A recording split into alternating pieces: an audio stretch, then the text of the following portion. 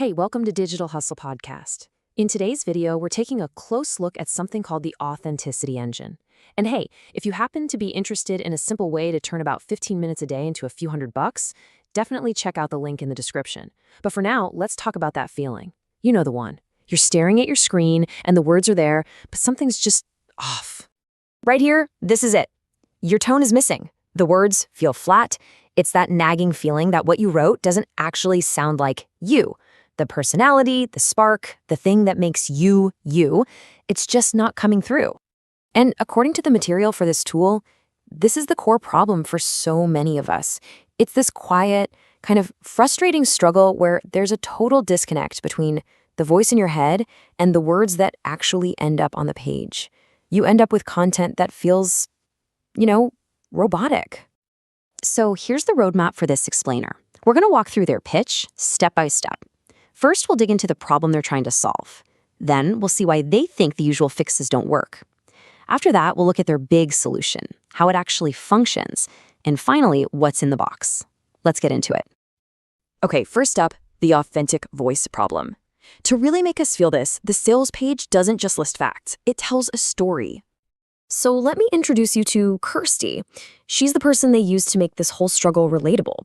The page paints this picture of her just burning entire afternoons on a single email, typing and deleting because it never sounds quite right. I think a lot of us can probably relate to that.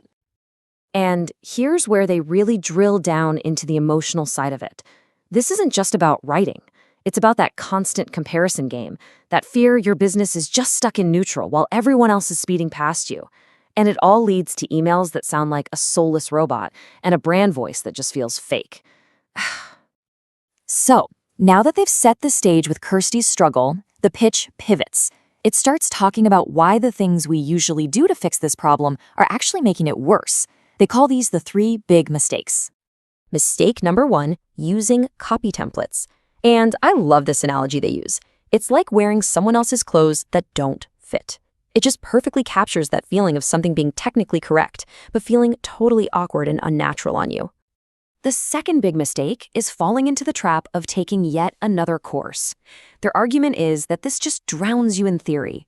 You get overloaded with information and rules, but you're no closer to actually finding and using your own voice. It's analysis paralysis. And mistake number 3, this one's a big one right now, relying on generic AI tools. The comparison here is just brilliant. An AI can hit all the right notes, say all the right words, but it's like a karaoke singer with no emotion. The soul is just completely gone. And here's a really slick move. They wrap all these mistakes up and give them a name, the copycat effect. This frames the problem, not just as a failure to find your voice, but as a process where you're actively training yourself to sound like everyone else, which, they argue, destroys trust. Okay, so we've got the problem, we've got the failed solutions. What's next? Naturally, the solution, and it's called the authenticity engine. By the way, if you're getting some value out of this review, go ahead and hit that like and subscribe button for the Digital Hustle Podcast. Now, this quote is absolutely central to their whole pitch. Pay attention to the wording here. They're positioning their tool not as a replacement for you, but as a mirror. It's not here to bulldoze your personality, it's here to amplify it. That's a huge distinction they're trying to make. To really hammer this point home, they throw in another powerful analogy.